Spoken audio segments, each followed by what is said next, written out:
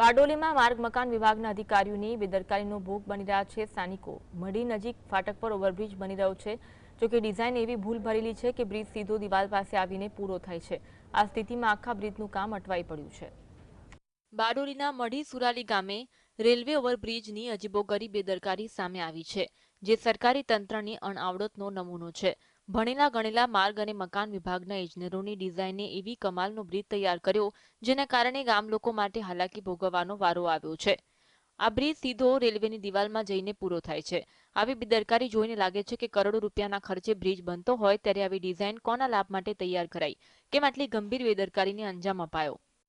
ખબર નહીં ડ્રોઈંગ કઈ રીતે થયું હતું અને કોનો વાંક છે, પરંતુ જે સુરાલી તરફનો જે બ્રિજ છે, જે ગામ તરફ જાય છે, તે બ્રિજ સીધો જે ઉતર્યો તે રેલવેની હદમાં ઉતર્યો છે અને લગભગ 15 થી 17 ફૂટ જેટલો રેલવેની હદમાં ઉતર્યો હોવાને કારણે આની અંદર કશે ને કશે ખૂબ મોટી બેદરકારી હોય એવું જણાઈ આવે છે અને એને કારણે અટકી ગયું છે કામ।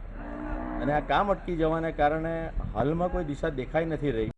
2023થી શરૂ થયેલું ઓવરબ્રિજનું કામ ડિસેમ્બર 2025 સુધીમાં પૂરું થવાનું હતું। હવે રેલવેની જમીનના વિવાદમાં ફસાઈને અટવાયું છે। રેલવે કહે છે કે તે જમીન નહીં આપે અને ઇજનેરોની ડિઝાઇન એવી અદ્ભુત છે કે બ્રિજનો રસ્તો રેલવેની દિવાલમાં જ પૂરો થયો છે। મઢી જે બારડોલીનું વેપારી હબ છે, જ્યાં ખમણીથી લઈ અનાજ, કરિયાણા અને સુગર ફેક્ટરી સુધીનો વેપાર ખીલે છે, ત્યાં 2 વર્ષથી ફાટક બંધ હોવાથી વેપારીઓ, ખેડૂતો, વિદ્યાર્થીઓ અને નોકરિયાત વર્ગનું જીવન ખોરંભે ચડ્યું છે। રોજિંદા ગ્રાહકોના ગણતરી પણ ઓછી થતી જાય છે તથા જે તહેવારો છે તે પણ ફીકા થતા ચાલ્યા છે અને આ જે બધું જે થઈ રહ્યું છે તેનું એકમાત્ર કારણ એ છે કે આ જે રેલવે ઉપર જે ઓવરબ્રિજ બની રહ્યો છે તે ઓવરબ્રિજની કામગીરી અત્યારે તો છેલ્લા ઘણા સમયથી બંધ છે અને અમારે તંત્રને એક જ માંગણી છે કે જે ખૂટતી કડી છે એ પૂરી કરી આ રેલવેનું બ્રિજનું જે કામ છે એ જેમ બને તેમ જલ્દી પૂરું કરવામાં આવે।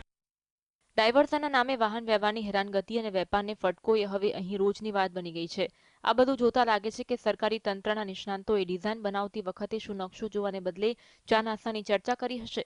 લોકો ધારાસભ્ય અને અધિકારીઓની રજૂઆતો કરીને થાકી ગયા, પણ નિર્ણયનું નામો નિશાન નથી। હવે ગ્રામજનો આંદોલનની ચીમકી આપી રહ્યા છે। તો આ લાંબો સમય સુધી મઢી સુરાલી એ સહન કરી શકે એમ નથી અને જો તંત્રની બેદરકારીના કારણે કામ અટક્યું છે એવું હવે તો દેખાઈ આવે છે કે આમાં જે જવાબદાર એન્જિનિયર છે, જેણે પ્લાન પાસ કર્યો હશે તે કે જમીન સંપાદનમાં કે કાચું કપાયું છે કે કયા અધિકારીમાં કાચું કપાયું છે તેની પણ તપાસનો વિષય છે અને અમે લેખિતમાં પણ અરજી કરનાર છે અને જો આવનારા સમયમાં આનો ઉકેલ નહીં આવે ટૂંક સમયમાં તો ગાંધી ચિંધ્યા માર્ગે સમગ્ર ગામ મઢી સુરાલી ભેગું થઈને આંદોલન કરશે।